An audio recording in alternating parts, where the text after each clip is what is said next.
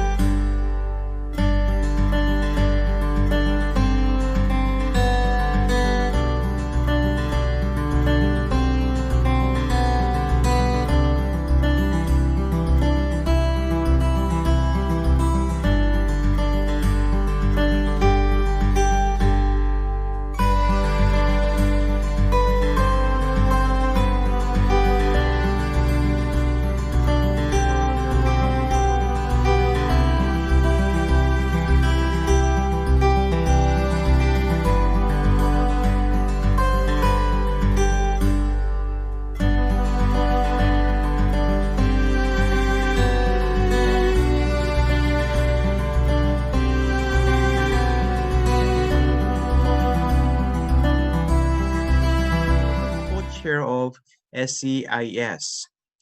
Thank you for participating. And I would like to welcome the first speaker from Zhejiang University, Jiakun Liu. I'm not going to read all the authors, but it's a collaboration work between Zhejiang University, Monash University, Concordia University, Singapore Management University. Jiakun, are you there? Jiakun Liu, are you there? Yeah, hello. Okay. Hello, everyone. Welcome to our presentation.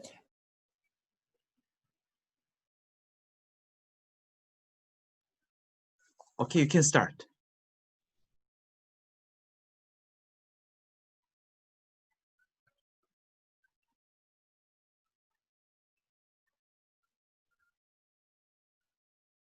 Hello, Jiakun.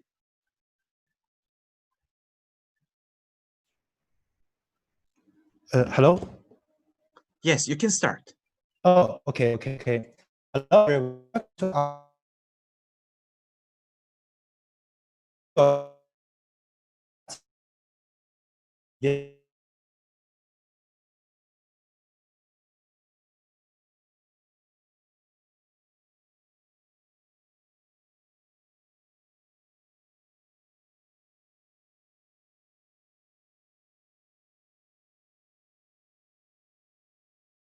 Nowadays, deep learning are widely applied in a range of life-impacting software, covering risk management,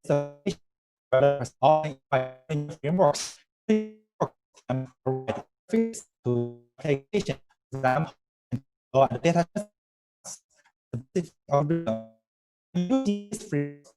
Develop implementation and pay more attention to application development. Jiakun, your microphone is not working.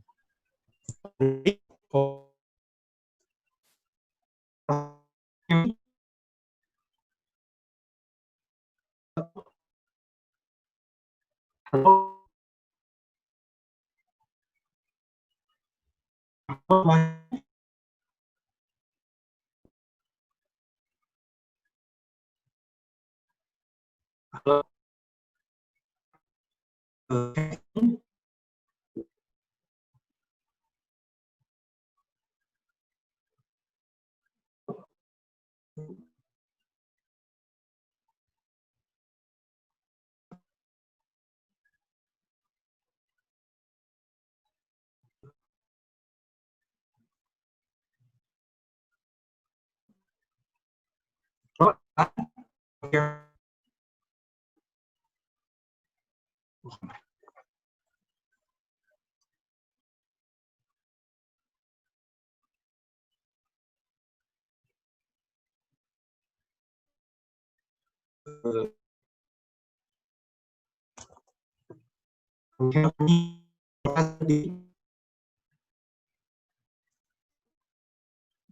Jiakun, we cannot hear you.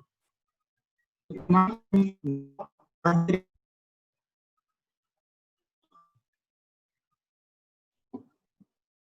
my God.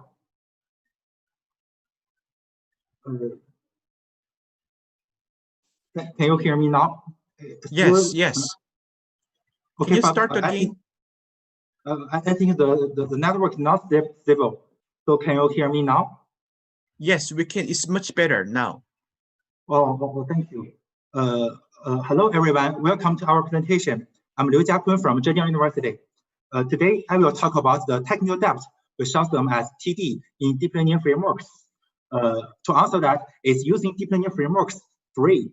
The collaborators of this paper are Huang Qiao and Li Shanping, Xiaxin, Imad Shihab, and David Luo from Singapore Management. Nowadays, deep learning are widely applied in a range of life-impacting software, from the car driving to risk management. To develop these applications, developers are often employ deep learning frameworks. Deep learning frameworks can provide interfaces to deep learning applications. For example, the control flow and data transfer between tasks and specific algorithms. By using these frameworks, application developers now need to care about the concrete implementation and pay more attention to their application development. However, the field of deep learning is still rapidly growing Due to time pressure, market competition, and cost reduction, framework developers can often leave TD in their frameworks. Previous research found that technical debt is detrimental. For example, TD can increase the cost, negatively impact the code quality. However, it is still unclear whether there is TD in deep learning frameworks and what are these TD.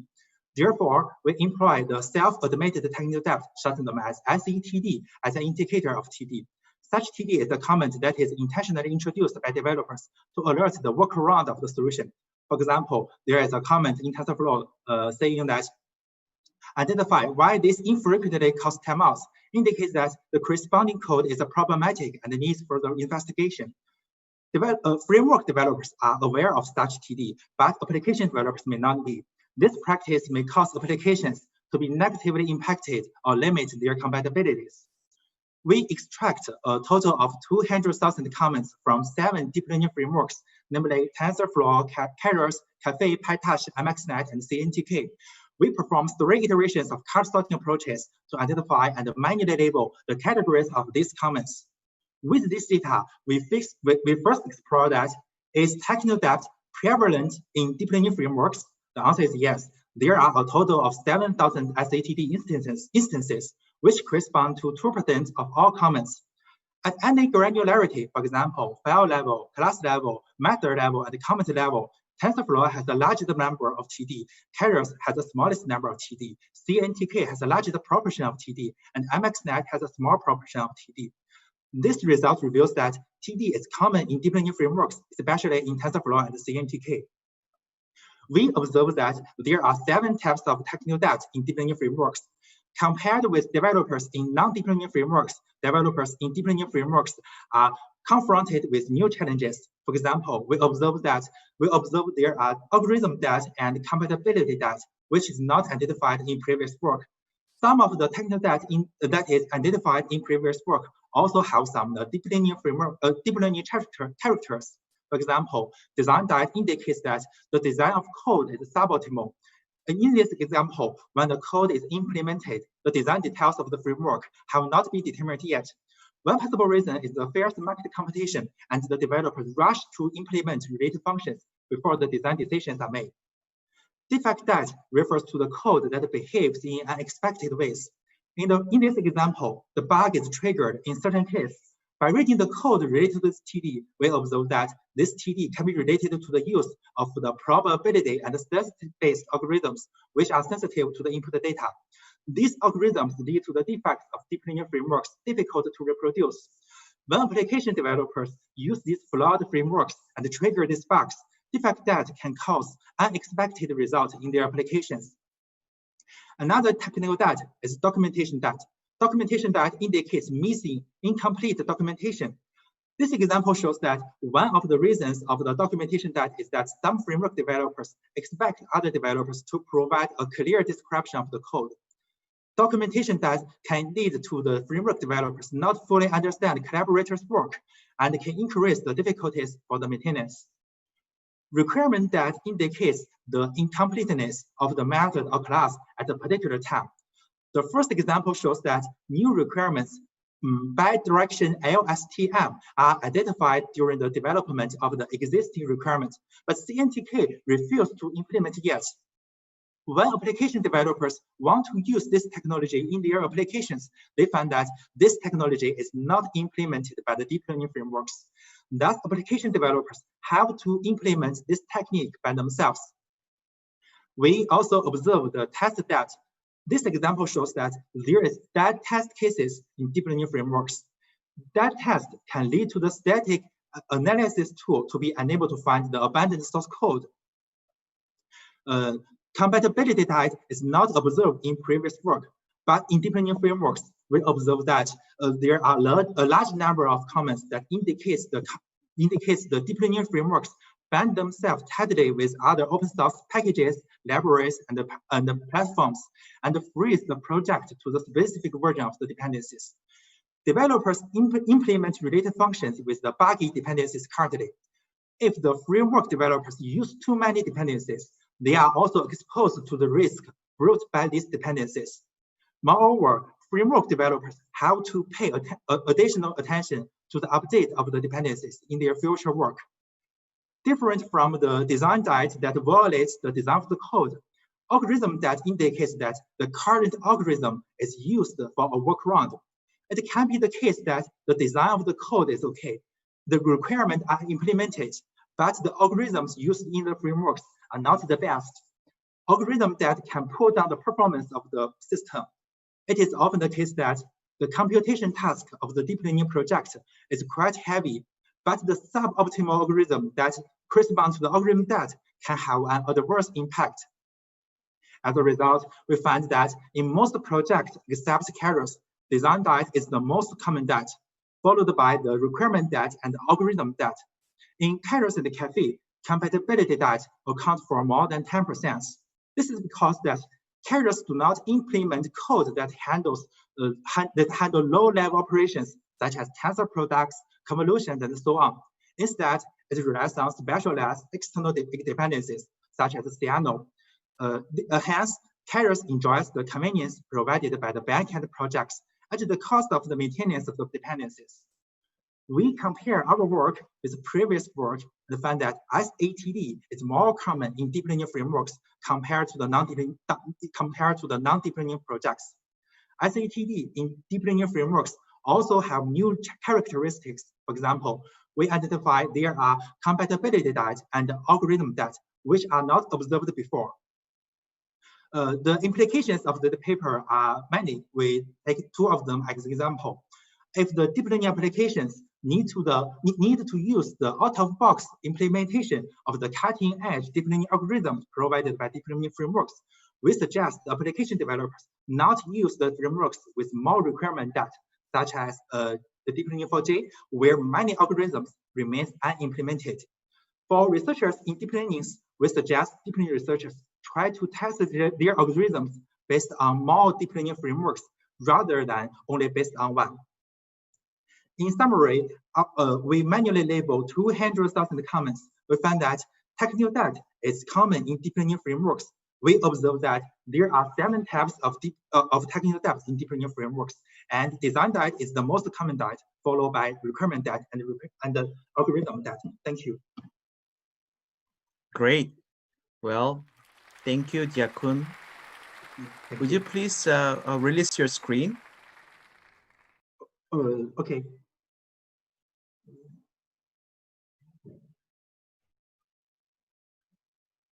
Hello. Okay, due to the time constraint, and also I don't find any upcoming questions at this moment. Also, we are under a time pressure, so we have to move to the second presentations. If you have any questions, please contact the authors for the first presentation. Thank you, Jiakun. Rifat, the second presenter. This paper, Society-Oriented Applications Development, Investing Users' Values from Bangladesh Agriculture Mobile Applications, is a work, joint work, actually from Monash University. Welcome, Rifat. Would you please share your slides and start your presentation, please? Yeah, let me share my slide. Can you see my slides? Yes. All right, great. But, hello, everyone. Yeah, okay, great. Can you hear me? Yes, we can hear you. Okay, I'm Rifat Shams, welcoming you to my presentation titled Society-Oriented Applications Development, Investigating Users' Values from Bangladeshi Agriculture Mobile Applications. We are from Monash University, Australia, and the lab office that stands for Operationalizing Values in Software. Well, how do you feel seeing your old grandpa struggling with tiny fonts of a mobile app? Upset, right? Now imagine how easy it would be if the fonts are larger enough to read by your grandpa. Don't you think this accessibility issue is the most important value for him? Don't you think this accessibility issue is the most important value he expects from a mobile app? But how many times do we think about values while developing apps? Today, I am arguing that values are necessary to be addressed in apps across all societies. Now, you might have a question, what exactly these values are? Well, values are what people consider important in life. If I ask you what are your values, probably you won't say like functionality, features, cost, accessibility, etc. Rather, I guess you would say family, tradition, freedom, honesty, helpfulness, pleasure, and much more. So there are other values besides functionality, features, accessibility, cost. If you want to make the best use of the apps, then all your values should be reflected in the apps. We have many methods, tools, and techniques to to build apps, and we have at least an understanding on how to address security, privacy, or in some cases accessibility. But do we have any method to address these values in apps? Well, now you can argue why values in apps. We have already addressed security, privacy, and accessibility. Then what's the necessity of others? Let me share an example of how dreadful value violation in apps can be. This is Molly Russell, a British teenager who tragically committed suicide in 2017, and her parents blamed Instagram for her death because sometimes she used to watch some self-harm images, and the recommendation algorithm of Instagram filled her homepage with more self-harm images that made her, sad, disturbed, mentally unhealthy, and violated her values like meaning in life, enjoying life, peace, and pleasure. As a result, she killed herself. Can you imagine how horrible the result of value violation in apps can be? In fact, values in apps is not only important for personal lives, but also important for societies and economies. Let me share another story. A woman in a remote area of Bangladesh who was a homemaker and completely dependent on her husband changed her life by simply using an agriculture app. With the help of it, now she is conducting agriculture business and contributing to her family and the economy. However, the same woman stopped using an app because of the lack of information regarding crop diseases. That means the app couldn't meet her curiosity and information requirements. Similarly, another woman avoided this app because of the complex language, as she expects simplicity from it. So limited consideration of users' values in apps can lead to user disappointments and these kinds of negative socioeconomic consequences. Therefore, we have conducted a case study with the agriculture apps in Bangladesh by manually analyzing the reviews of the apps to explore the values of the app users and to identify how many values are already reflected in the apps and which values are missing. We started with almost 4,000 user reviews from 35 Bangladeshi agriculture apps, and after some processing, we proceeded with 1,522 reviews from 29 agriculture apps. We manually categorized, coded, and analyzed each review to relate with particular values. For this purpose, we have used a universal human values theory from social science called the Schwartz values theory that has defined 10 main value categories from 58 individual values. We searched these 58 values from the reviews to provide a direction to the developers on which values they should consider while developing agriculture apps for Bangladeshi society. Okay, we have placed the reviews under 3 categories: desired values, present values, and missing values. The terms desired and present have been used when a user expects a value from the app and when the value is already reflected in the apps respectively. We named the values as missing values that are desired by the users but not present in the apps. At first, the reviews were manually classified to place under some categories like criticism, problem faced, suggestions, expectations, queries, and praise. A review under the category praise is related to present values, and under the other category is related to desired values. Then again, we manually analyzed all the reviews to relate the reviews with particular values. For example, a review stating, "This app is not for all, this is only for the smart farmers." This review can be categorized under desired values and relate to the value equality. As we worked with an abstract topic like values, we tried to think openly and understand the semantics of the reviews. As outcomes, we found that users expect 21 values from the existing apps like pleasure, capability, tradition, ambition, loyalty, honesty, and much more.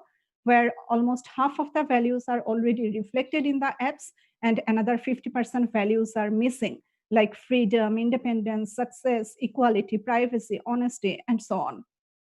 So, this is a message for the developers to consider these values while developing agriculture apps for Bangladeshi societies.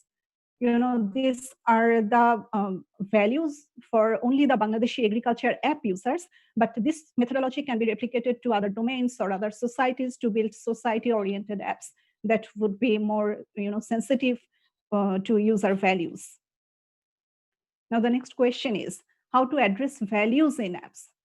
Well, this study is the first step towards answering this question. We are currently working to propose a methodology and set of practices to address human values in apps. We didn't get the result yet, but a few recommendations could be to address values in requirement methods, design development, or to introduce new tools, techniques, roles, etc. All right, I'm at the end of my presentation, but before leaving, I'd like to remind you that values are necessary to be addressed in apps across all societies. So let's develop society-oriented values-based apps. If you are interested to know more about this research, you can reach out to me. I'm happy to chat. In fact, you can reach out to any of the members of OVs. Thank you.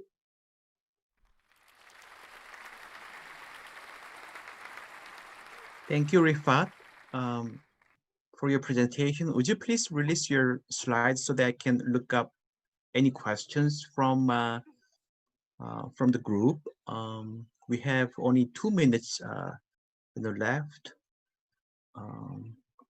Okay, here's a question. Okay. Yeah, please. Can you hear me? Yeah. Okay, the question is, do you have any insight into how to identify desired values before the app is released? For example, there are no reviews for the app. All right. So in that case, before releasing any app, we can't get the reviews, but I think then it should be from the developer side or the software practitioner side.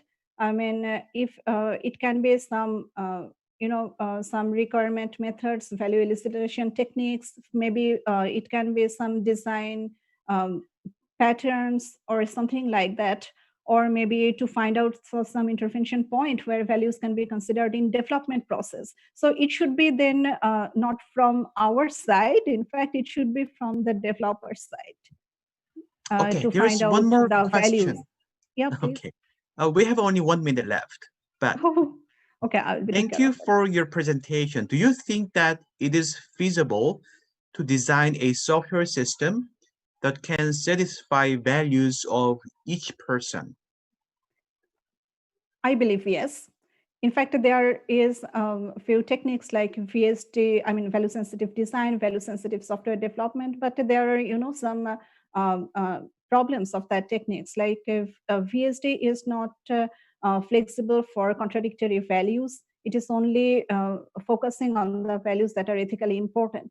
So that's what we are currently working, that we are trying to propose a methodology that at first will elicit the values of all the users so that all the values can be incorporated in the apps. Okay, all right. There's actually last question, but since the time is up, so we have to thank Rifat for the wonderful presentation. Thank you, and we'll move to the next presentation by Zifa, the third presentation. Zifa, are you there? I'm here. Okay. Zifa is going to present the paper titled How Layered Reuse Can Support Harmful Micropolitics, SAP ERP in Surgery Planning. Zifa, please. Yeah. Can you hear me well? Yes, I can hear you. Okay. Great. So you can start. Hello, my name is Jifa Ametobla. I'm a sociologist at Technische Universität Berlin, and I'm going to present a joint paper with Lutz Brechelt from Freie Universität Berlin, in which we ask how layered reuse can support harmful micropolitics. In our paper, we look at the interaction of social and technical properties of a socio-technical system. More specifically, we investigated surgery planning with ERP software and focused on the micropolitics of software use and misuse. If you're not familiar with the term micropolitics, just think of power games in organizations. Our research question was, how does the software used for surgery planning in the hospital interact with the micropolitical dynamics on site? To answer this question, we performed a single case study in a big university hospital in Germany. The hospital had introduced an ERP software 3 years before the beginning of the study. For data collection, I repeatedly visited the site during a 12-month period, interviewed various members of staff, observed work processes in the surgery division, and collected software documentation. All this was the basis for a strategic analysis of organization. This is an interpretative methodology to reconstruct the rules and dynamics of micropolitical games. You will find more details about the case and our methods in the paper. In this presentation, I will concentrate on one example from the study so you can get a picture of a general argument.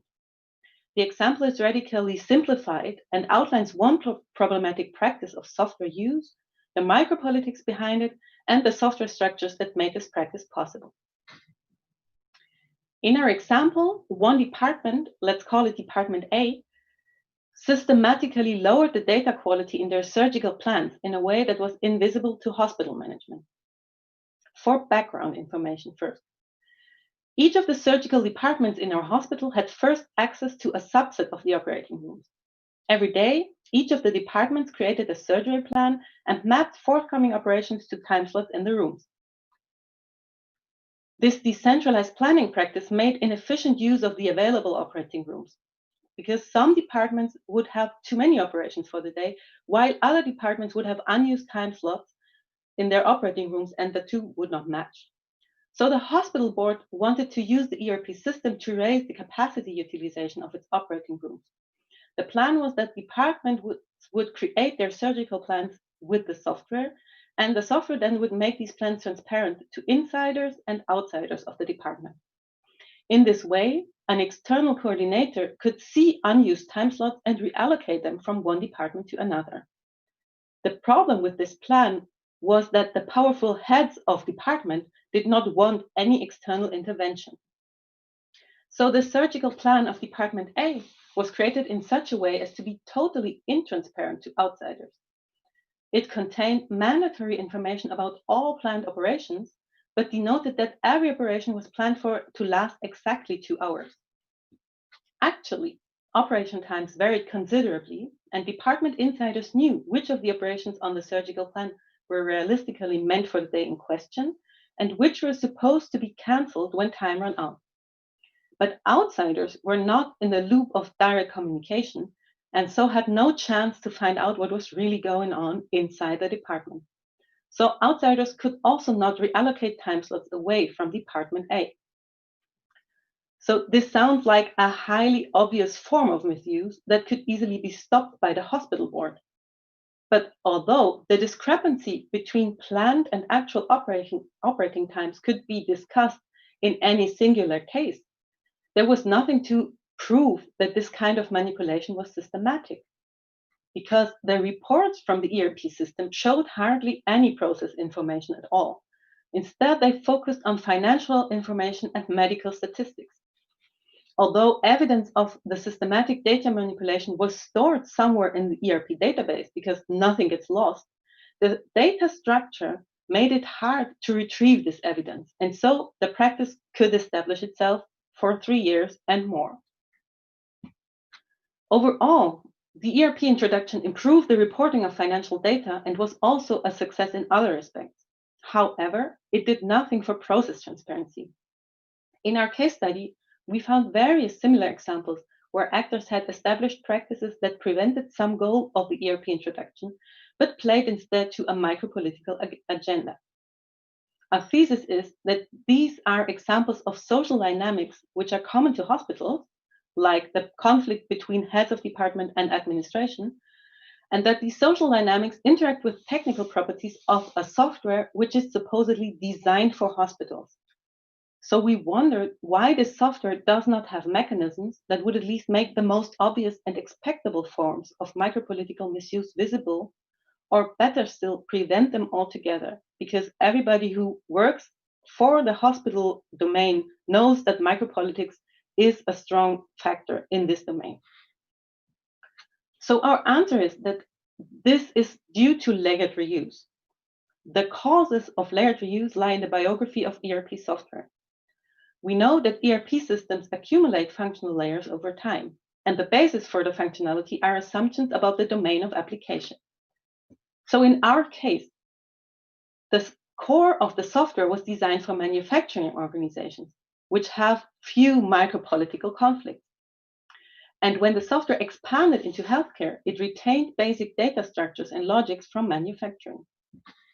Then the functional layers each added domain-specific adaptations and additional functionality, but those were not based on a coherent and consistent set of assumptions about the new domain. Instead, most of the additions were treated as optional extras. The functional layers, in theory, hospital-specific micropolitics could have been checked by using many of these adaptations in conjunction, but this would have needed extensive customization, which is costly and risky and is not recommended by producers and consultants. So the mismatch of the main assumptions could have been remediated by extensive customization, but this mismatch remained undetected due to something that we call a domain paradigm. Namely, the idea that all organizations are variations of the factory and that software that fits a factory will also fit a hospital, at least more or less. So to sum up, in our case study, actors intentionally decreased the data quality of their plans to lower the transparency of their processes, and the structure of reporting in the ERP system made this micropolitical misuse invisible. We think that the root cause of this effect is layered reuse, meaning that layered components contain assumptions about the initial application domain and transfer these assumptions to other domains where they don't necessarily fit. This has implications for software engineering. Our main point is that we want to raise awareness for the phenomenon for layered reuse. We think that software engineers have to investigate built-in assumptions of components they want to reuse and evaluate if these components fit to the application domain. We think that software engineers should be especially wary if they encounter a stack of layered components, just as we have seen in our ERP example. Thank you for listening. Thank you, Zipa. Thank you. We have received questions. By the way, I'm very happy that we are maintaining over 20 people, participants in this session. That's great. There is a question. Can you hear me, Zipa? Yes, I can hear you. Okay, the question is, what makes hospitals have more micropolitics than manufacturing?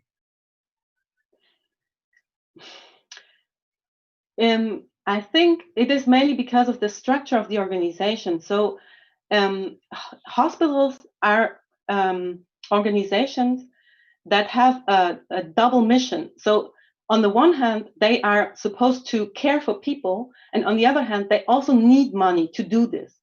So there is no clear hierarchy in the organization what the mission really is and who should have most power. The medics, the medical personnel, or the administration that is supposed to care for the money. So this is a traditional problem feature of hospitals, also universities. You have powerful heads of departments, powerful actors that are not formal heads of organization. And you don't have this in economic organizations so much.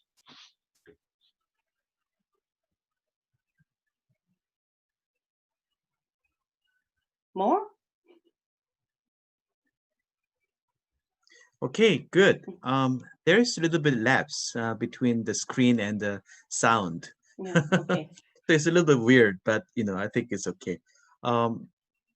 Perfect. Actually, the time's up. So thank you, Ziva, for wonderful presentation. Thank you. So we'll go back to Zoom here, and the next presentation by folks from Naver Labs, Jose and Adrian. Are you there?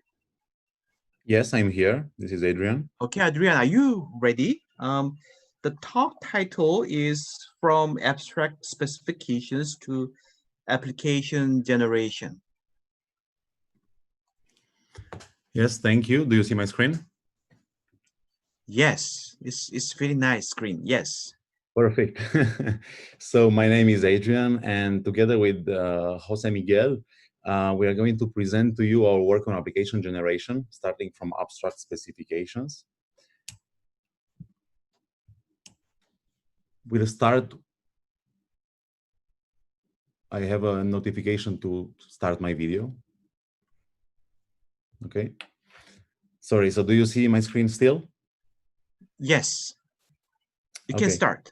Yes. So the first motivation for the work is empowering non-technical users to create apps. This is common. Non-technical users are quite easily able to create content, static content. There are a number of platforms and tools ranging from WordPress to social media platforms where users can create blog entries or social media posts and distribute them easily to the entire world. When it comes to application creation, however, when it comes to having dynamic behavior, end users have a hard time creating them. They would typically need to get familiar with technical tools and frameworks, learn programming languages in order to be able to create apps and make them available around the world. The second motivation is reducing the need for skilled developers. Here we are talking about organizations. Organizations release apps and they typically target a number of platforms with these apps running the same logic. These platforms may range from mobile devices all the way to smartwatches. And the way this usually happens is that organizations hire developers that are skilled or trained for a particular platform, and then they write code and they maintain the application over time. Sometimes developers choose to use hybrid approaches, such as what you see here on the left, typically targeting with the same code several mobile platforms, but generally there is platform-specific code involved. When updates appear, organizations need to ask the developer teams to code these updates and push them, of course, to the various platforms they support. And therefore, the updates get installed. Now, these installations can involve the users to various degrees. So some types of platforms require more user involvement than others, from actually accepting an update to having it transparently done. In our approach, we start with an application behavior model, or ABM. This is an abstract definition of the application or description of the application. It is platform agnostic, and this is very important for our approach. And it contains mostly references to predefined behaviors. And we will see further later on what we mean by these predefined behaviors. The application behavior model is created in a graphical user editor that should make it, in theory, at least easy for non-technical users to adopt. Once this ABM is created, it is deployed onto the cloud execution engine. This is where the actual application logic executes. When this is deployed, a token is returned to the process, and this token uniquely identifies the ABM among all the other application behavior models that are deployed onto the cloud. The process continues. There is template code for each of the target platforms that we support. This template code is relatively basic in that it is completely independent of the application logic. It has absolutely nothing to do with application logic that is defining the reusable behaviors. It is mostly there to enable interactions between the user and the platform and the application logic. It contains code, for instance, for handling different data types and displaying them to the user or requesting input from the user. The token is injected into this template code, therefore creating an instantiated code that is able to communicate to the specific application to which the ABM points. Therefore, when the application is deployed on the various target platforms that we support, the users of these platforms are able to interact with the application logic. The way the execution happens is the various platforms the users operate will send the token to the cloud in what we call the ABM request. This is a request for obtaining first a description of the abstract behavior model. The engine will send the ABM corresponding to this token, and this is where the application can be executed. So there are a number of things that the users can do with these applications. They can, of course, navigate between components of the application and mainly execute the actual actions that the ABM contains references to. So the ABM is basically rendered on the user device in a platform-specific way using the template code. And the user interacts with the platform using this code, yet the core of the application, the actual application logic, is all server-side or cloud-side. So to better illustrate all these ideas, I'm going to show to you a set of very quick demos that start by introducing the application, which is a guessing game that we are proposing here, and then showing how it executes on two different platforms. So here is the application creation. Basically, this is the portal that is used to create an application. We see the application logic here for guessing a game, for guessing a number. And basically, this it contains logic for taking a guess from the user and giving hints if the guess is not correct, either it is lower or higher than the right value. And if the value is correct, then a congratulations message is displayed. Then the application can be generated for individual platforms, but here it is the ABM. The ABM contains only two actions here. One for guessing a number, which contains the logic you saw before, and another one for setting up the game, which you didn't see before, but it's simply to collect user information. Generation involves basically running this generation script, choosing the platform, which could be either Ionic or Alexa for mobile or voice-based systems, respectively. Here we see the application running on mobile, on an iOS device. And basically the user sets up the game. And then we actually wanted to show how dynamic this all is. So we are removing one of the actions from the ABM. And when the user logs back in to the application on the mobile device, they will have access to the updated application. So playing the game, in effect. The first guess is 7, which is not the correct value. So there will be a hint from the application. And the second value will be correct, the 5. Therefore, there will be a congratulations message. And next, we will see this executed on a voice-based assistant, the Alexa from Amazon. Alexa, guessing game. Welcome to Guessing Game. Do you want to guess the number? Yes. Let's take a guess. Between 1 and 10, please provide your guess. 3. Hint, the value is higher. Let's take a guess. Between 1 and 10, please provide your guess. 5. Congratulations. Thank you for running Guessing Game, powered by Flow. Okay, so you basically saw this same application executing on two very different platforms with very different user interfaces. They were both based on the same application behavior model, and they ran the same logic that was defined in these reusable flows. And with this, I thank you for your attention, and I'm happy to take any questions together with my colleague, Jose Miguel, who's also on the line.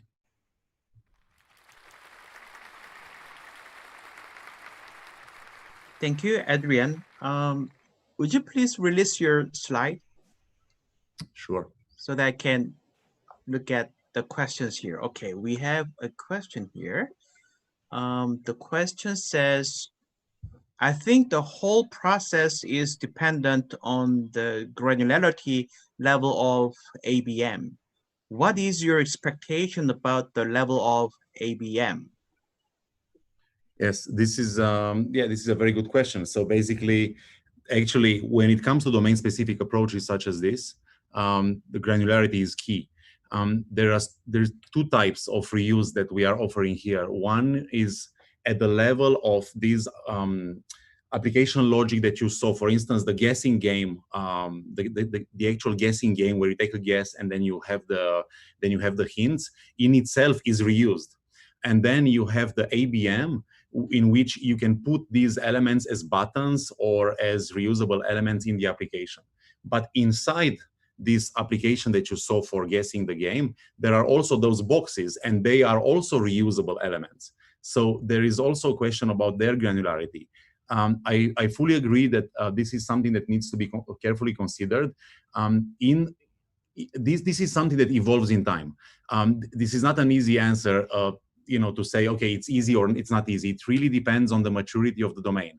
When the domain is created, there will not be so much facility for reuse. However, as the domain is refined, and we didn't mention in the paper, but there is a lot of work that we did on the governance of these domains by basically supporting versions and supporting evolutions of the domains, then the granularity becomes more and more, hopefully, matching the required, the needs for reuse.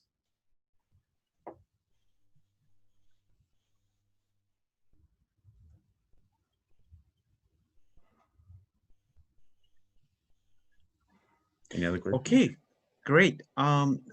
There's no other question, but the time is already up. Great, thank you for the wonderful presentation by Adrian and Jose. Thank you. Now we are moving to the last presentation in this session I3, Henry, by collaboration between University of Grenoble and University of Gila. The title is Human Behavior Centered Design, Developing a Software System for Cultural Heritage. Hello, hi. Can you see my screen? Nice. Hi. Yes, Okay.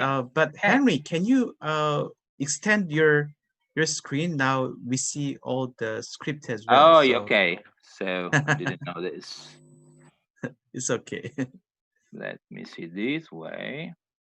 Share screen again. Just a sec. This way? Does it work? Yes, it works. Okay. Okay. You start, Henry. Yeah, thank you. So good morning, good afternoon, good afternoon, good night. This is Henry Muccini from University of L'Aquila in Italy. I'm going to talk about human behavior-centered design and our experience within the Uffizi Galleries in Florence Museum. What is our concern? Our concern is that for the kind of system that we are designing and developing, human behavior for us becomes a really mainstream element. So it's not a secondary element, but something that we need to really take into consideration. We need to model, analyze, and simulate both expected and real behavior coming from humans. Why? Why we have this specific need? Let me tell you a little bit about this project. We started in 2016. This is with the big museum, the famous museum in Florence, the Uffizi Galleries. And they had, when they called us, three main goals. One is to reduce the queue outside the museum. This big queues time to time related to a lot of people coming in. Optimize the internal flow of human people in the museum, and also, since they manage different museums in Florence, also to try to spread people in different places, in different museums in the city. So this is the situation when we started. This is a free Sunday. We are talking here about a couple of hours of queuing. So this was the normal situation before we started our study and our experimentation in the field. So what we have been called to do is to engineer and to develop a system to solve such a problem. You can understand that it was very challenging because, you know, here if you make any mistake, there would be thousands of people that get angry with you, because here we are talking about humans, a lot of humans relying on your system. And that's why here human behavior for us became a component which is really, you know, mainstream in what we did. So why it's challenging? Why all these long queue? Because there are a lot of constraints and challenges coming from this museum. One is maximum capacity of about 900 people. So no more than 900 people can get into the museum at the same time. Then visitors may stay as long as they wish. So ranging from 45 minutes to up to 4 hours and 20 minutes. And, you know, even 4 hours and 20 minutes, we counted 3%, and 3% over 8,000, 10,000 people is still a lot of people, you know. We analyzed a posteriori that we may have something like more than 2,000 people arriving in 60 minutes. So it's easy to understand that if the maximum capacity is 900 and you have 2,000 people, you have 2,000 people entering. So how fast the queue may get created. And then we had also to maximize the number of people. So the point is that we have 900, but we cannot go below because otherwise you lose income. So you need to stay really close to the maximum 900. And finally, very limited infrastructure. So for example, there is no Wi-Fi for the visitors, okay? What we had to do is we developed 3 components, 3 subsystems. One is the IoT infrastructure. And here the main challenge was that we couldn't really put so much infrastructure over there. This is a very historical museum. The 2nd floor, you cannot really touch anything. So main issue is how can we get the data we need by minimizing the infrastructure that we need to create. Then, based on the data that we collected, we created 3 different models: a descriptive, a predictive, and adaptive model, taking a lot of inputs from this data. So it's indeed a data-driven approach. And then we had to also deal with the front end, the mobile app, the web app, the kiosks, the big screens, the readers, everything. So everything was managed by my team, a multidisciplinary team. And we went every month, at least once, in the museum, also to check how people was behaving, because that was really, really important to us. So what I can tell you is that without giving the right importance to individual and social aspects, we could never design and develop properly this system. So we realized that our idea of software engineering with the technical aspects and the economical aspects was not absolutely enough in order to deal with this system. But we had to push a lot of attention to social aspects, and I will give you a few examples later on. So we had these 5 dimensions, and we realized that every design decision that we have to take were related to all these dimensions, or a subset of those dimensions to be taken together, and trade off between those dimensions, where social and individual were very important. So we try to understand how can we create then position this framework, how can we cluster, how can we classify, and then we found that these papers with the 5 dimensions related to Karlskrona manifesto for sustainability. So we read this paper, and we found that those 5 dimensions you can see in this picture on the right, technical, environmental, individual, social, and economic, were really best fit for our system. And then we also have these 3 dimension: immediate, enabling, and structural. And what we did essentially, we mapped our study and our system into those dimensions from immediate to structural. So this was for us a very interesting framework to use, because we started one by one. And we analyzed, we started first, honestly speaking, from individual and social, because as I told you, that we're very, very, tough, very particular. And then we moved on implication and dependencies with all the other dimensions in this diagram.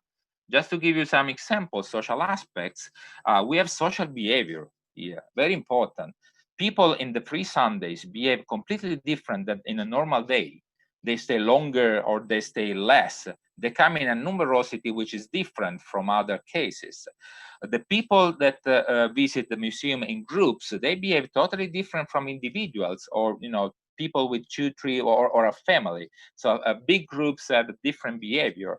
There are some certain artworks that attract a lot of people, and also there are areas and other elements that needs to be carefully taken into consideration to make design decision about the system. There are environmental aspects, just to cite a few of them. For example, the museum cannot handle more than 900 visitors at the same time. One entrance and one exit, not very wide, metal detectors, and also there is a velocity of movement which is limited in some parts. But there are also some environmental issues because queue can create noise, pollution, and also you need to be very careful because you may have thousands of people. You saw the picture before. And also we are talking about 6,000, 8,000 tickets printed every day. So also the environmental aspect is very important. So well, just to give an example, we had to analyze all those aspects to get links between them. For example, with social fact, we counted up to 700 visitors arriving at the kiosk in 15 minutes. This implied that from a technical point of view, software had to be very performant, and we had to decide how many kiosks to put, and we decided 7 kiosks, and we made it right. Then this implies the environmental decision, trying to take digital ticketing when feasible. But then again, there are some technical constraints that limit the possibility for digital ticketing, okay? So all these things are related. We recently are working on a conceptual model. On the left side, we have all the social part, human behavior. On the right, the technical part. Just to let you know where we are going on, in the next paper. Just to conclude, we were looking at the state of the art and what is our understanding. We know that there is human-computer interaction, affective computing, collaborative software engineering, gender, sentiment, and emotion in software engineering. But what we believe is that what we are treating is different because in our case, a human is a citizen, is not a user, is not a developer, is a citizen that is immersed in part of an ICT system, and they may not even know that they are part of this system. That's why it's extremely important to analyze human behaviors. Human as a citizen in this case, not just as a developer or as a software engineer and so on. So this concludes my presentation. Thank you very much. I stop sharing. Thank you, Henry, for your very interesting work. Let me take a look if there is any questions for you. So far. Okay, there is no question from the audiences, but I just wonder, I'm not sure whether this is really relevant to your project, but I'm just interested in how much people from different categories, like people working for the museum, appreciate engineers like us, like software engineers. I can tell you that they appreciated very much the results because what they had before our system is that they had to manage all those hundreds of people entering all together in the rooms. And this was creating a lot of pressure on them, monitoring people. With our system, what they saw as a result is that the people inside were moving fluidly. So they didn't get any more of these hundreds of people concentrated. And when I talk with these people inside the museum, they always liked, and they always say, I hope that you can come and do this every day because we are still doing experimental time, like, once in a month. So they appreciate really the output. They don't see the engineering part indeed, but they appreciate the output. Okay, great. Henry, there is a question. Thanks for the talk. What do you think are concrete takeaways for software engineering researchers or practitioners? Yeah, The takeaway, I think, is that human behavior is one main component where human, again, is analyzing specifically this individual aspect and social aspects. So in my next engineering system, I have this framework, and I know that I want to go through the framework, and then I want to first understand all the requirements, all the decisions which are related to individuals' behavior, and then to group behavior. And only when I know this information, I can move to the technical aspects, social aspects, economical aspects. So that's, I think, I mean, for us at least, it has been the real important takeaway from this kind of work. Okay, great, Henry. Thanks for very interesting talk. Thank you, everyone, for participating the session I3 SEIS. We are done now, and thank you, everybody. Clapping.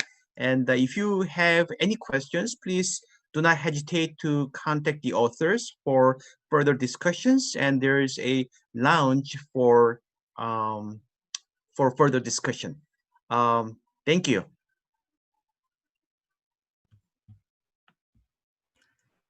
So everybody, this is Ita Richardson, and I will be chairing the next session at 9:05. So just to remind you not to leave, we are doing empirical studies and requirements.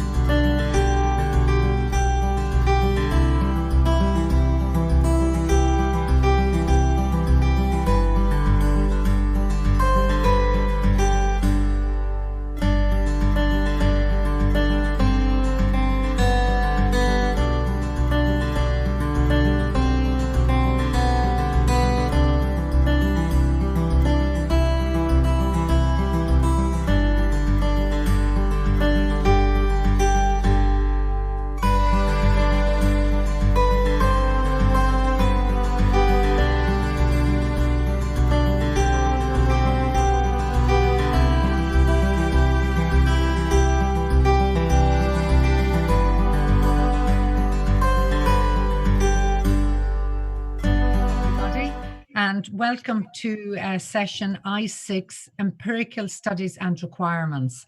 So this morning we have 5 speakers on some very interesting topics. My name is Ita Richardson. I'm from the University of Limerick in Ireland and also from LIRO, the Irish Software Research Centre. I'm a member of the ICSI Programme Committee, and I'm delighted to be here this morning. I want to thank particularly our programme chairs, our general chair, and also the virtualisation team. This has been quite an interesting process and a difficult process, so our thanks must go to them as well for all the work they've had to put in over the last number of months. So our first paper this morning is by Yongxiao Han from Zhejiang University. And Yongxiao is going to talk to us about what do programmers discuss about deep learning frameworks. So Yongxiao, I'll hand over to you. So if you can share your screen. Yeah, okay, thank you. Thank you.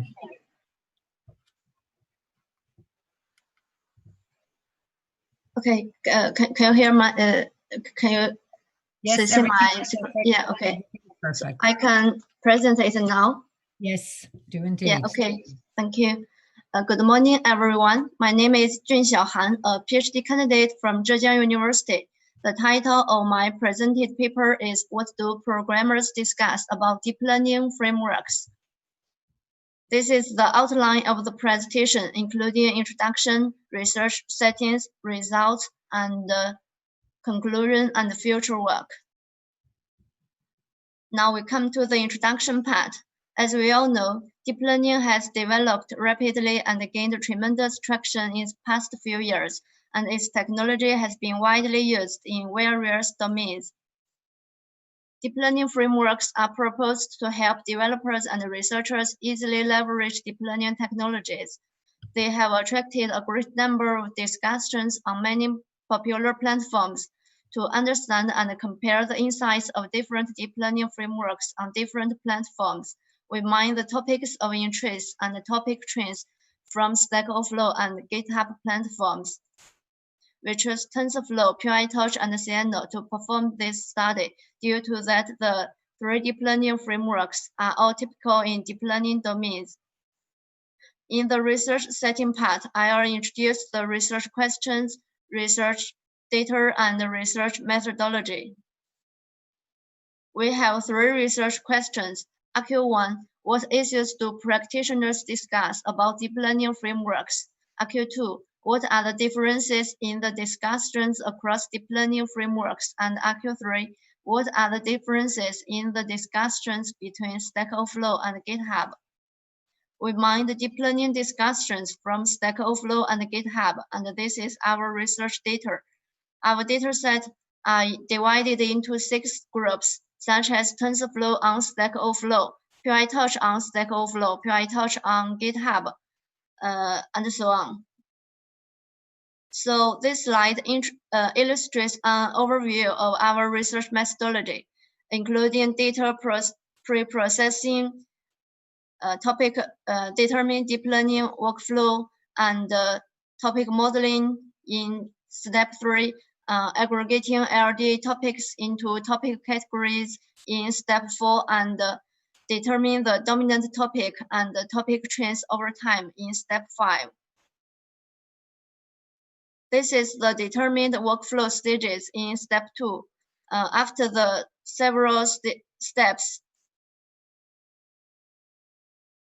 we have the topics with different granularity, such as workflow stages for coarse granularity, topic categories for medium granularity, and LDA topics for fine granularity.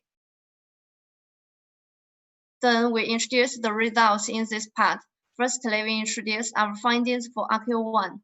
We derived 75 LDA topics for the 6 data groups.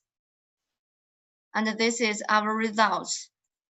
Then we show the percentage of posts records in the workflow stages and aggregated topic categories for the 6 data groups.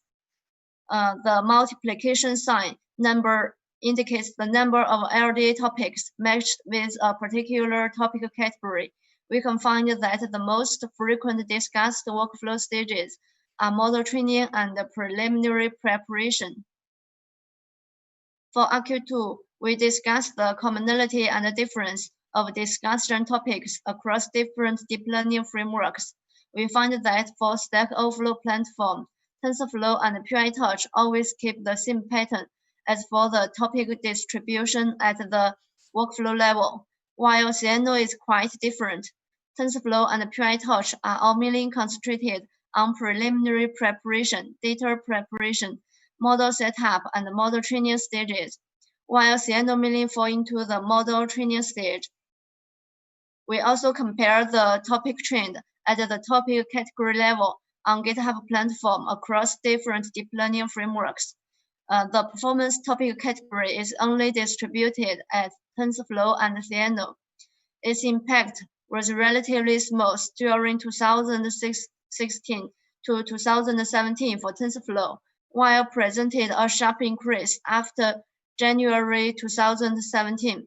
A reasonable explanation for this trend may be attributed to the release of TensorFlow 1.0 version, which result in many new problems of performance in a short period.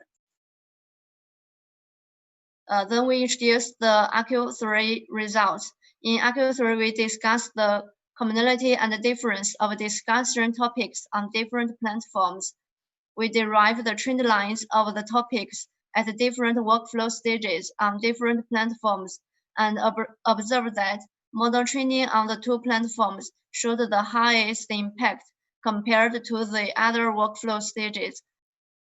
Model setup experienced a sharp increase since 2016 on Stack Overflow, while the impact of it on GitHub is slight. We find that the most frequent discussed workflow stages are model training and preliminary preparation for auditor groups. For researchers, this will be an ideal area for further research. Besides, they can also try to summarize and categorize errors encountered in their development process to help provide guidance for developers and users. For practitioners, we can persuade them to consider complementing the documentation system, augmenting the tutorials, improving the framework accessibility, and so on. In the future, we plan to incorporate more deep learning frameworks to make the analysis more common and generalized. Okay, that's all. Thank you.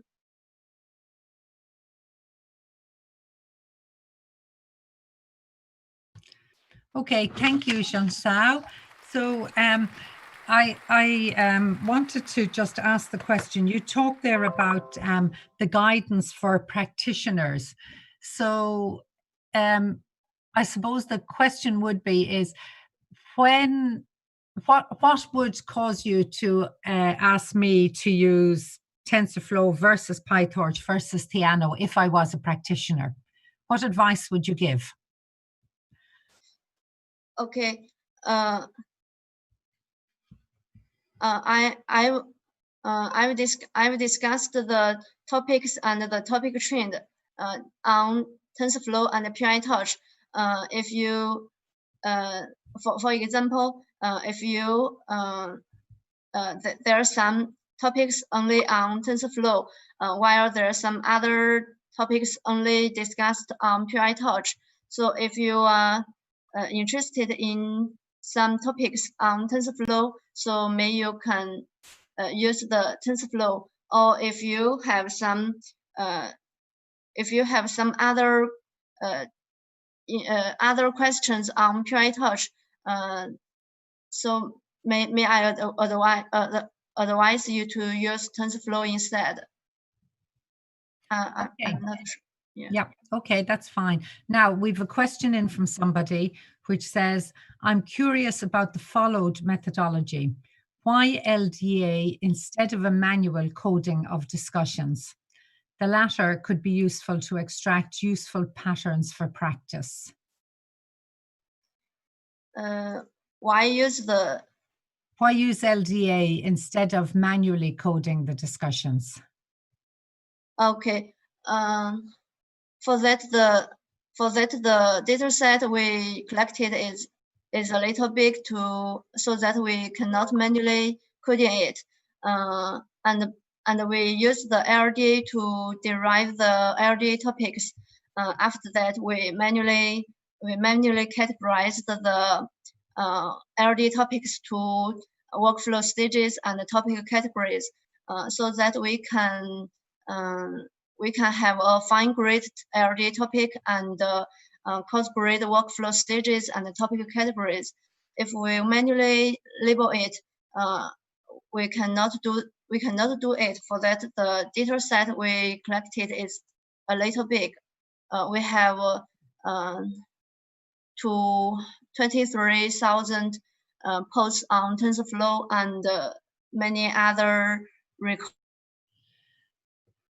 That is too big. Okay, that's great. Listen, thank you so much for your presentation. That was so interesting. And it is time for us now to move to Lin Shi, who is going to present for us detection of hidden feature requests from massive chat messages via deep Siamese messages. Siamese network, I'm sorry. So Lin Shi is currently sharing her screen. Yes, we can see it, Lin Shi. Thank you. Okay, can you hear me? Yes, we can hear you. Okay, yeah, I'm going to start. Hello, everyone. It's my great honor to present our work here today. My topic is detection of hidden feature requests from a massive chat message via deep Siamese network. My name is Lin Shi. I come from Institute of Software, Chinese Academy of Science.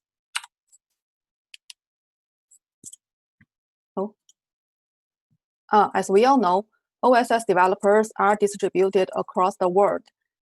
They rarely meet in person. Instead, they coordinate most of their activities through online chatting, such as Slack, Google Hangouts, and HipChat. Developers discuss a wide range of topics in their chat messages, including development issues, patch reviews, user feedback, and some social events. In particular, the user feedbacks are valuable information. They are important for software evolution. It includes developers' desired features, complaints, and suggested enhancement to the product. Let me show you an example here. Here is a part of history chat message taken from the popular AngularJS project. And we can see, first, one person asked a question here. Can we use true or false attribute directly in the reactive checkbox? And after some discussion and clarification with another guy, the people told him that there is no such feature. And he finally said it would be very nice to have that one. So we can see that this is a hidden feature request for the AngularJS project. And these valuable requests get quickly flooded by newly incoming messages and are ignored if not documented. Therefore, we are wondering, can we automatically gathering dialogues that are discussing desired features? But it is quite challenging to do that. First, it requires a dialogue-wise analysis, and existing approaches on sentence-wise feature request detection cannot be directly used. Therefore, we design a context-aware model to encode the dialogues. Second, due to the high volume co-ops and a low proportion of ground truth data, it is extremely expensive to label feature request dialogues out from the large volume of chat messages. So to overcome this challenge, we utilize the few-shot learning techniques, which is the Siamese network, to resolve that. And third, as the online chatting involves multiple people, the logs of chat message are largely entangled. It also includes noisy data, such as duplicate and off-topic messages. We resolve this by using the state-of-the-art dialogue disentanglement model. In this work, we propose FR minor. It has 4 components. First, next, I will briefly introduce some details. First, I apply the dialogues disentanglement model to separate dialogues from the history chatting log. And the model is published in ACL 19. It is a feed-forward model, and its major task is to predict the next utterance iteratively until there is no more successor, as shown in the left, in the right figure. Second, we design a context-aware dialogue model We use text CNN to encode the sentence and use the Bell LSTM to remember the Bell directional context information of the dialogue. Then we construct the Siamese dialogue classification network, which is the most important part of our contribution, we think. Typically, traditional text classification is mapping one single dialogue to its class. By incorporating Siamese network, it recasts to determine whether two dialogues are similar or not. There are two benefits by doing so. First, it is easier for the model to recognize whether two dialogues belong to the same class rather than classifying the exact class directly.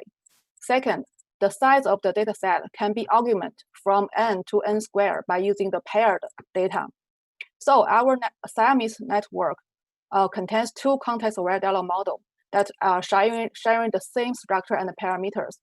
And we use the softmax to normalize the similarity metric to probabilities, which indicate whether the two dialogues are same or different. Finally, we infer the predictive class based on similarity results produced by Siamese network. We select n golden dialogues from the labeled data and output n classes for the target dialogue. Then we use a vote strategy to decide the final class by the majority. This is the overview of the FR minor. After training the model, we can predict whether... Lynn, sorry, I need to interrupt. Your slides are not legible. Legible? Yes. Yes, so our advice is that we want to show the video. Okay. Okay, sorry about this, but your slides, they're just not legible. So we're going to show the video to everybody who's here, if that's okay. Okay, no problem. Yep. Okay, the Zoomers have come back and said they're ready to show the video. So for some reason, your slides are just not coming up correctly and people cannot read them. It was fine early on, but once you start going into diagrams, it didn't work. So it's frozen there? They're not frozen, they're just very, the pixels aren't good on them. The resolution is... Okay, yeah, just go to the video. Yeah, no problem. Okay, thank you for that. And then we'll bring you back in for questions at the end. Okay, I'll be there. Okay. Thank you.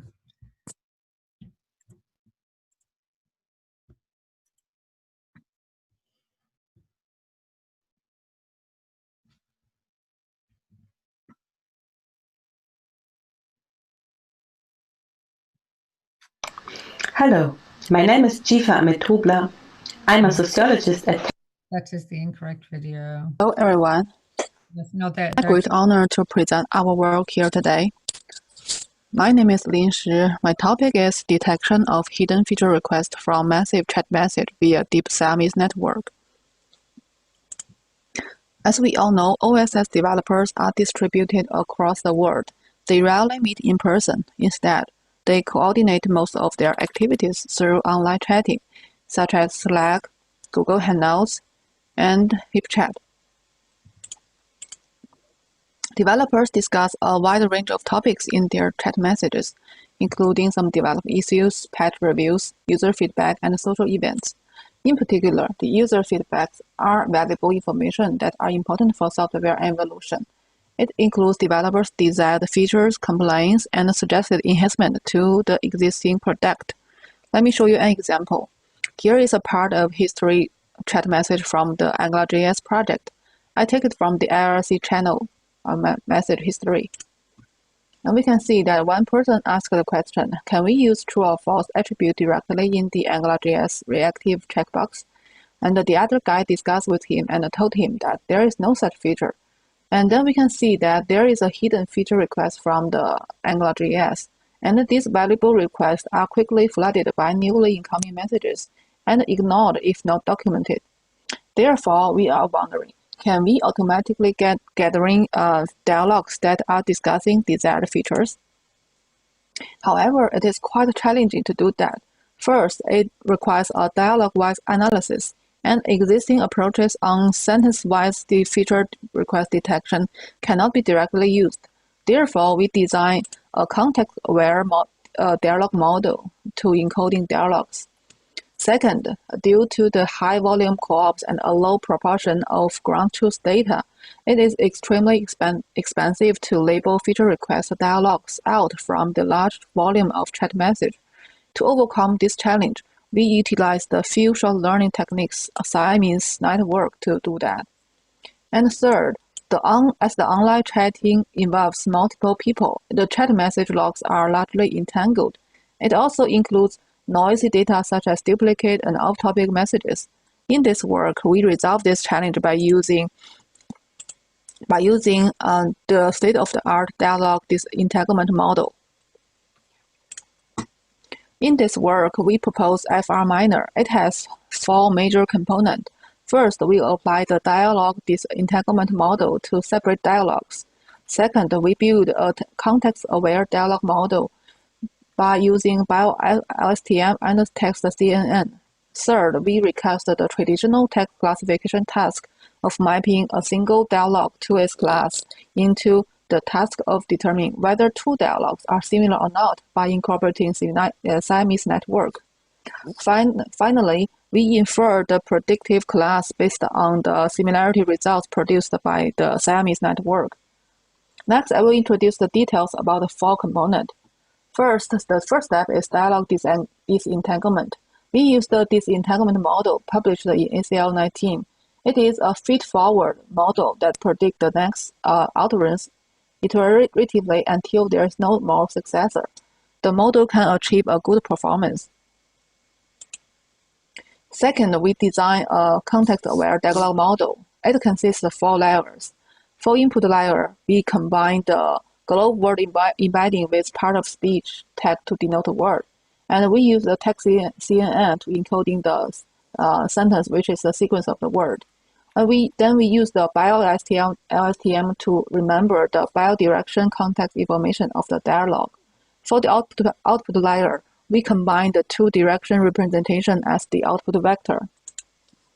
And then we construct the Siamese dialogue classification network. It consists of 2 context-aware dialogue models that share the same structure and parameters. The representation of the paired dialogue is projected into a similarity metric, which is a 2-length vector, and we use the softmax to normalize the vector to probabilities, which indicate whether the 2 dialogues are same or different. And with the probabilities indicating same or different dialogues, we need further infer whether a dialogue is a feature request or not. Therefore, we select n golden dialogues from the labeled data and output n classes for the targeted dialogue. We use a vote strategy to decide the final class by the majority. This is the overview of FR minor. After training the model, we can predict whether a dialogue is requesting feature or not. We evaluate FR minor on 3 active open source projects. For each project, we manually label ground truth. In total, we reviewed over 1,000 dialogues and identified 139 dialogues that are requesting features. First, we investigate how effective is our approach for detecting hidden feature requests. We compare with 2 advanced sentence-wise baselines and 4 machine learning baselines. Moreover, to demonstrate the contribution of Siamese network and the context-aware dialogue model, we also compare with PFR minor, which is plain FR minor, without Siamese network. And it is the context-aware dialogue model followed with an additional classification layer. And the average performance on the 3 projects are shown in this figure. And FR minor significantly outperforms existing baselines in all metrics, and the PFR minor outperforms in FE score. So we can draw the conclusion that both context-aware dialogue model and the Siamese network contribute, but the Siamese network contributes significantly that it can improve the learning performance for this task. RQ2 explore how does the Siamese network facilitate feature request detection in detail. First, we use the same size of data to train FR minor and the PFR minor. And observe the performance enhancement. The PFR minor used the single dialogues, while the FR minor used the paired dialogue as input.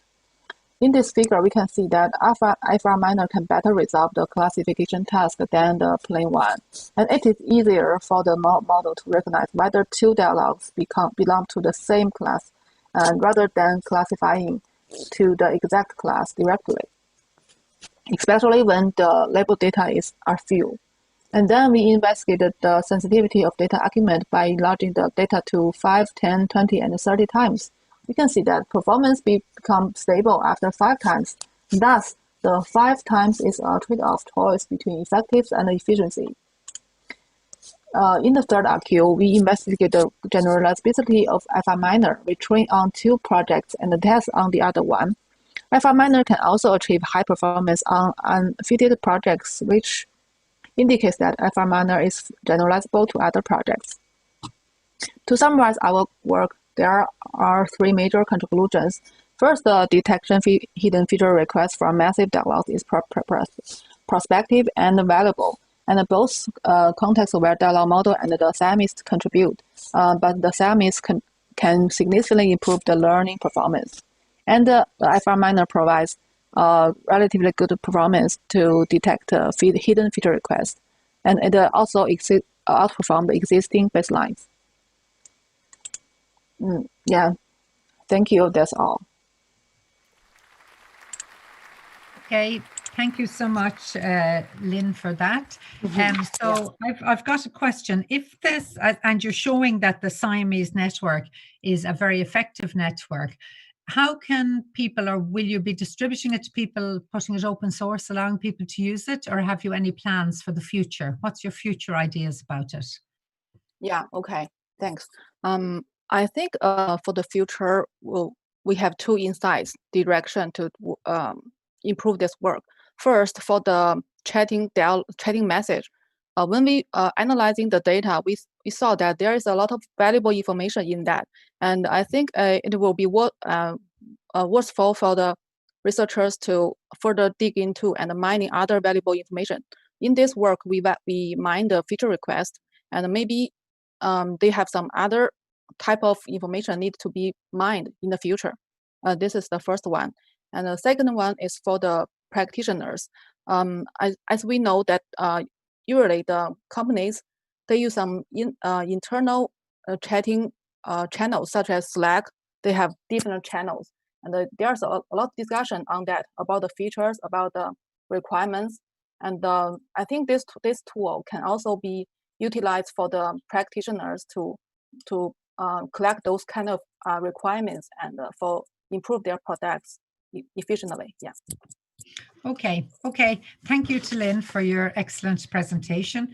We have a number of people have joined us actually during those last presentations. So just to remind people who have joined us, you can ask questions on the Clouder site that's available on IGSI. So you just need to go to the left-hand side of the screen and do a little bit of scrolling, and you will find where you can actually ask questions. So if people put questions up there, I will actually ask them of the speakers. So we move now to our third speaker this morning, who is Miroslav Staron. And Miroslav will talk about recognizing lines of code violating company-specific coding guidelines using machine learning. So Miroslav is now sharing his screen. So thank you. Thank you very much. Thanks for having me. I'd like to present the work that we've been doing together with my colleagues from Poznan, Ericsson, Grundfos, and the University of Gothenburg. So this work is about using machine learning to control quality of your code and recognizing violations of company-specific coding guidelines. To give you an understanding, let me show you an example, a random code from an open source project. If you run a style checker or code checker, for example, the Java Sun coding conventions, we'll quickly find that there is a lot of violations, like the brackets should not start, should be at the previous line, or that there are tabs instead of spaces, that there is too many spaces in the end, and so on. If we apply another set of guidelines, for example, from Google, we'll also find that there is some incomplete comments. And if we continue using that with probably our own styles, we would find that there is even more violations. But the challenge with this approach is that every check of those violations requires a lot of effort to be implemented in a third-party language of your style checker or lint. So what we came up with was an idea that we could use machine learning to recognize the code. By doing it like this, we look at the code fragments. We try to extract the number of properties. For example, whether a specific line contains a semicolon, whether it has it's commented or not. And then we try to teach or train the machine learning algorithm to be able to recognize the properties of the lines that violate a specific coding guideline or not. So we train this completely by example, which is very similar to the way people train junior developers in their companies. And we want to use a very small training set to be able to quickly go through and validate very large training sets. This is the study of one code set. Up there you can see a very simple coding guideline. So it's a typical how you would define a coding rule in a company, that you have the rule and then you have a good and bad examples. And this is the process we want to mimic in our approach. We want to provide such good and bad examples as training sets, and we want to use that to train the model on a large data set. These diagrams show that, for instance, we need about 270 lines of code in the training example to be able to achieve accuracy of almost 70%. So it's not that many examples that you need to do. And we can apply that on large database of roughly 7 million lines of code or even more. So things similar to Linux kernel, but in the proprietary code. We also, this is a very simple rule, as you see, an extremely simple one. So it's probably very easy to do it. But we also evaluated that on a very difficult rules. For example, this is a set of rules that we trained our model for. There are some rules that are very simple again, like this first one, which says that the line should not be more than 120 characters. Extremely simple, and that you see we only need about 300 lines of code to achieve almost perfect accuracy for this. But there are also rules that are very tricky. For example, this one that says the braces should be used for all compound statements. And as you see here, the F1 and the precision are not very good. And that, of course, is one way is because the rule is quite tricky to implement and give examples. But then it's also what we found in the code and by discussing with our industrial partners is that there is a lot of disagreement about how this rule should actually be implemented and interpreted. There is a lot of different opinions. So the code base is quite inconsistent. And even if we show examples and counter examples to our colleagues from industry, architects who have written that particular piece of code and been looking at this code and they know it, they are not themselves 100% certain in certain cases whether this is a violation or not. And as you see in the diagram, there is a discrepancy, and some of those rules are easy to implement. Some of those that are a bit more tricky are also very difficult to capture. But what it shows is that it's not that difficult to actually achieve quite a good accuracy. In the paper, you can find more details about other type of evaluations in different companies and different interesting findings. But one of the things I would like to show in the end before I part is that when looking at the coding guidelines of the companies in our study, we have found that the coding guidelines themselves also require a bit of a quality check, and they're not really often looked at, they're quite often overlooked from the quality assurance perspective. So we could divide the lines, for example, the ones that are very simple to check, like the semantic free rules over here. For example, they say that line must not exceed 120 characters. But there are also rules that are a bit more tricky. For example, the rules that require a bit of a multi-line context for it. For instance, this one, that the argument list split over several lines should not have more than one argument per line. That basically means that you have to understand the entire code fragment for that. And the tricky part with that entire code fragment is that the machine learning algorithm needs to understand where it starts and where it stops. And you can use parsers, but in industrial context, there's not that many parsers that could work with languages that are used like C++ or C even, that are open for manipulation and extracting abstract syntax trees. And also finally, some rules that are really, really tricky and that are almost impossible for anybody, even humans to check, like this one about the process, which an example of that would say that if you program at this company, you have to consult the guidebook. That's one of the coding guidelines. And that's, of course, is very, very difficult to check or even impossible. That's basically only asking the developer. And with this, I would like to thank you for letting me present. If you have any questions, I'll be happy to address them. Thank you. Okay, thank you so much, Miroslav, for that. And we have a question. It's wondering about what are the advantages of this approach as compared to traditional tools like SonarQube? So there are a few advantages. One advantage is that when you design these rules, you don't have to know a third-party language. So you only, if you program in C++, you provide examples in C++, which is very, very easy for the designers to then maintain. For the second thing is that it's language agnostic. So you can use exactly the same tool for Java and for C++, and even for languages that are a mix of those, like a script that is embedding a code snippets into something else.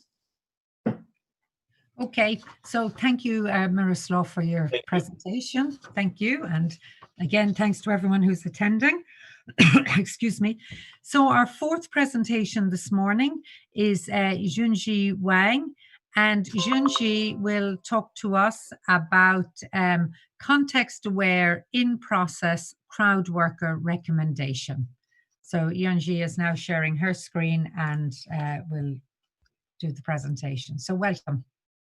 Okay, thanks for the introduction. Hello, everyone. Thanks for coming. I'm Junjie from Chinese Academy of Science. I'm going to present our work, context-aware in-process crowd worker recommendation. This is a joint work with Ye Yang from Stevens Institute of Technology and Song Wang from York University. Here is the background. It is related crowdsourced testing, also short for crowd testing. It means using crowdsourcing platform to do software testing, as the crowdsourcing platform can usually provide diverse testing devices, background, and score sets of the crowd workers. So the crowd testing can usually generate more reliable, cost-effective testing results. Here is a set of statistics from one of the largest crowd testing platforms. After using crowd testing, the number of releases per year can increase by 150%, and the number of critical fixes needed per year can be reduced by 50%. This is a typical crowd testing process. Firstly, the task requester would prepare task and distributed it online. Then the crowd workers would sign in the tasks and submit testing reports. Then the task requester would continuously receive reports. They verify them to find the bugs. Under crowd testing, the open call format these types of crowd testing can easily lead to ad hoc worker behaviors and ineffective outcomes. For example, the workers would choose tasks they are not good at and end up without finding bugs. Also, the workers with similar experience may submit duplicate reports and cause wasteful spending. let's look into the crowd-testing process. Here, I plot a bug arriving curve for a crowd-testing task. The x-axis is the number of received reports sequentially, while the y-axis is the percentage of unit bugs.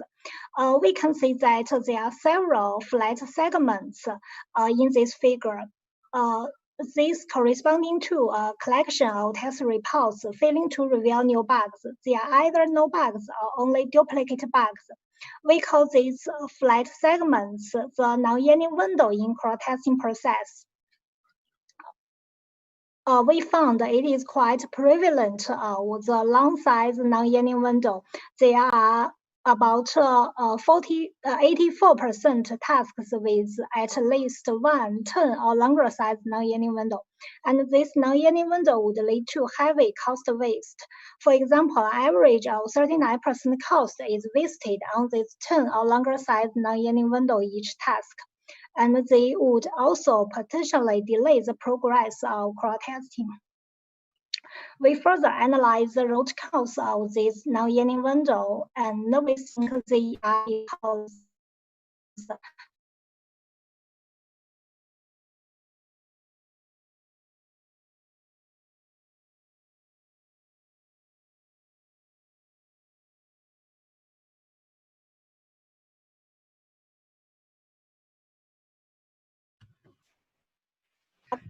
Jinji, we've lost your sound.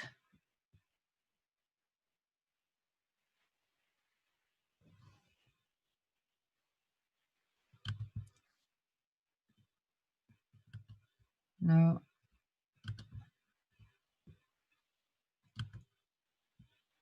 No, we've lost your sound, Jinji. So maybe if you can just unshare your screen and let's see if your sound is still there.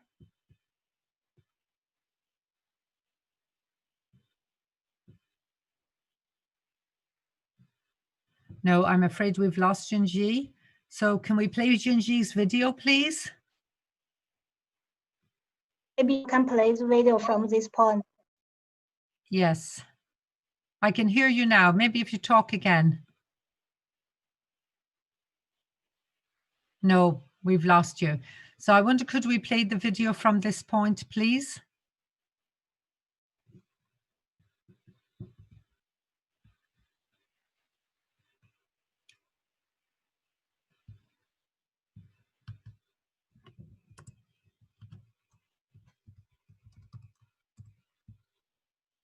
Okay, I will contact the organizers.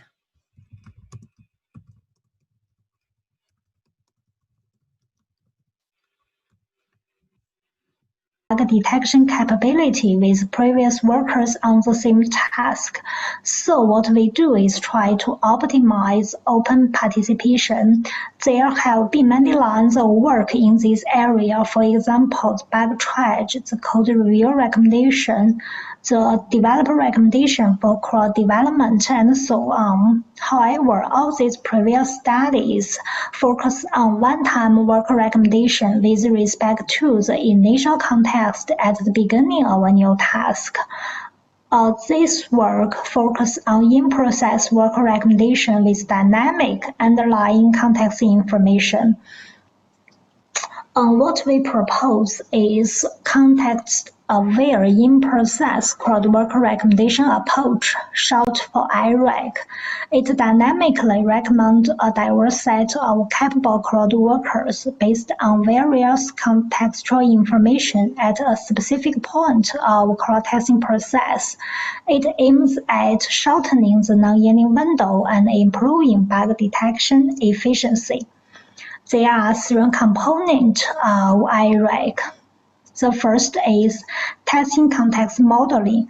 It models the time-sensitive testing contextual information with respect to a point during the crowd-testing process. It includes process context, which characterizes the progress of the current task, and resource context, which characterize availability and capability factors concerning the citing crowd worker resources. The second component is learning-based ranking. It extracts features and learns the success knowledge of the most appreciated crowd workers, that is, the workers with the greatest potential to detect bugs. The third component is diversity-based re-ranking. It adjusts the ranking by optimizing the worker diversity to potentially reduce duplicate bugs. For testing conduct modeling, we extract finite granularity information. For example, for process context, we define test adequacy to measure the testing progress regarding to what degree each term has been tested.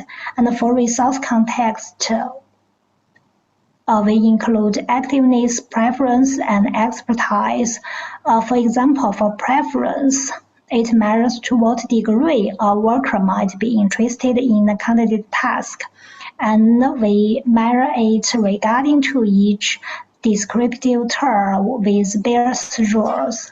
For ranking, we extract factors related with activeness, indexing, preference matching, and expertise matching. And for re-ranking, we measure the diversity data of a worker. For evaluation, we mainly examine whether IRAC can find the appreciated workers who can detect bugs and how early it can find the first one. The left shows the comparison with ground truth. IRAC can shorten the non-union window by 50%. It can also improve bug detection rate by 400%. With the first 10 recommended crowd workers, a median of 50% remaining bugs can be detected. Also, IRAC can significantly outperform the baselines because all the baseline approaches is targeted at the recommendation at the beginning of the task with the initial contextual information. We also show illustrative examples of the benefit of in-process recommendation. We can see that with the recommended workers, the bug detection curve can rise quickly. So the contribution of this work is the first formulation of in-process crowd worker recommendation problem and the define of crowd testing context modeling. Also, the development of ranking method and re-ranking method, as well as the evaluation with promising results. And that's all. Thank you. Okay, thank you very much, Anji.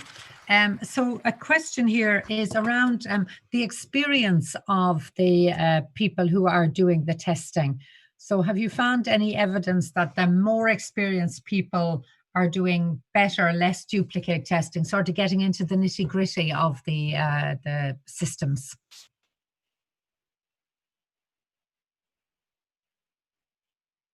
No. I'm afraid, Janji, we cannot hear you. So listen. Oh, wait till we say. No, we can't. We just are not hearing you. Can you hear me? Oh, I hear you now. Okay, yes. No, not good. So I'm afraid we'll have to move on. So thank you so much for your presentation. Thank you for attending. And we will now move on to the final presenter in this session, who is Ricardo Britta. And Ricardo is going to talk about using a context-aware approach to recommend code reviewers, findings from an industrial case study. So Ricardo, if you may share your screen, please. Yes.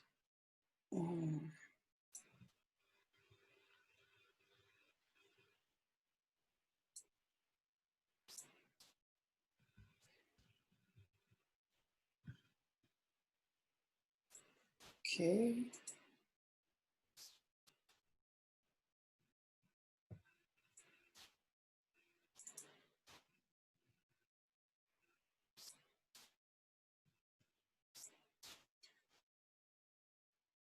Can you hear me?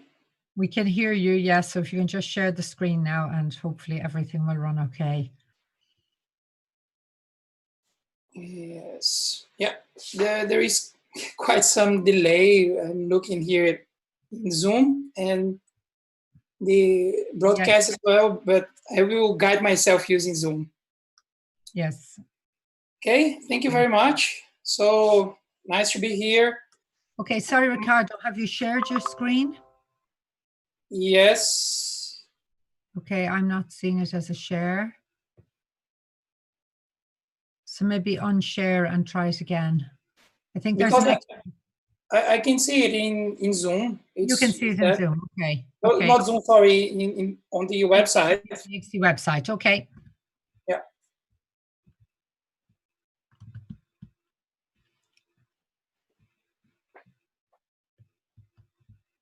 Yes. Okay, so if you want to get started, so.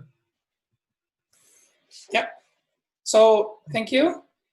So I'm here today to present our work on using a context-aware approach to recommend code reviewers. So we have implemented one tool and deployed in Ericsson, and we have evaluated the usage of the tool by many developers, and we are here to share our findings. I hope you enjoy the presentation. So first, well, why one should care about a tool to support the recommendation of code reviewers? So basically, it might be hard to actually recommend code reviewers for many reasons. One of the reasons, maybe someone is a newcomer and that person has not that much knowledge about other people working in the same project, for example. So it's hard to find someone that is capable of reviewing his or her commit. Another challenge is maybe everyone knows always the same set of people, and they will always ask the same people to review their commits, which will overload those reviewers. So, of course, those things, they have consequences. And one of the consequences, it might take longer time to review code commit. Another thing is there is a risk that people will select unsuitable reviewers. And this, of course, may lead to poor quality of the software being merged to the master branch. So, well, I think we now understand why this is important, right? So, but anyway, there are many studies about recommending code reviewers, about tools to support the recommendation of code reviewers. So why should you actually pay attention to this presentation? Well, as pretty much everything, there are limitations with any study, and that's true about literature related to recommending code reviewers. Then our study, we made an attempt to address some of those limitations. And one of the main limitations of existing literature is that they are basically based on historical data collected from the open source projects. So there is little to no evidence about whether people really need this type of tool in a real setup, and also whether it's actually, let's say, feasible to use this type of tool in real projects. And in our case, we have deployed in a real project. And then this study that we are presenting here shows some evidence of the, let's say, feasibility of this type of approach in a real setup. Another contribution of our study is that we evaluated our approach in a different way as compared to existing research. In general, people will use, let's say, a more machine learning traditional approach to evaluate their tools or their models. And there are limitations in this specific case, because basically if you use historical data, you will not be 100% sure whether the data will have, let's say, the ground truth, whether the recommended reviewers or the people who reviewed those commits in the historical data were the only one, let's say, suitable reviewers, or whether they were even the adequate reviewers. So in our case, we have actually evaluated our approach, getting feedback from the users of the tool and the reviewers that were recommended by our tool. We also use the so-called context-aware collaborative filtering, which is an approach widely used in other domains with success. And we thought that it would be interesting to use this approach to recommend code reviewers, which was something new as well. And as we're going to see soon, the results are positive, which means that our decision was good, we can say. Finally, we also try to address a potential consequence of using a tool to recommend code reviewers, which is the actually recommendation of the same reviewers all the time, which may lead to overload of those reviewers. And since this is one of the things that we want to avoid, it's important to try to balance the recommendations, right? So we try to address this in our approach as well. Well, that said, let's just summarize here the research questions that we answered in our research. So first, we identify the factors that are important to actually identify suitable reviewers. Then we developed this tool, which is called Carrot, and the tool was evaluated from different perspectives, as I'm going to show the results soon. And those are actually the two research questions, research question 2 and 3, which are about the, let's say, performance of the model that was developed, and whether this type of approach to recommend code reviewers is, let's say, feasible in a large-scale project like the one where we deployed the tool and we evaluate the tool. Well, so I have been talking, the introduction, maybe it was a bit long, but now I think we are talking about the most interesting part of the work, which is the tool itself. So here you can see an overview of Carrot, which is a tool we have developed. So this tool has 5 microservices, and basically those microservices, which were implemented using Python, they extract data from repositories, more specifically Gerrit repositories. Our tool is limited to Gerrit repositories. Then this is done every day, and this triggers the training process of the model. It is used to do the recommendation of code reviewers. Then the tool can be used either via a front end or via REST API calls. So the main feature used to do the recommendation is actually previous interactions with files that developers had in the past, either as reviewers or as contributors to the code base. Since we use a context-aware approach, we also use metadata to support the training and the recommendation afterwards. And we use metadata about the directories in the repositories themselves, and file extensions. So the tool was deployed, and more than 200 developers are involved in this product development undertaking, where the tool is being used even nowadays. So this is just a snapshot to show how the tool looks.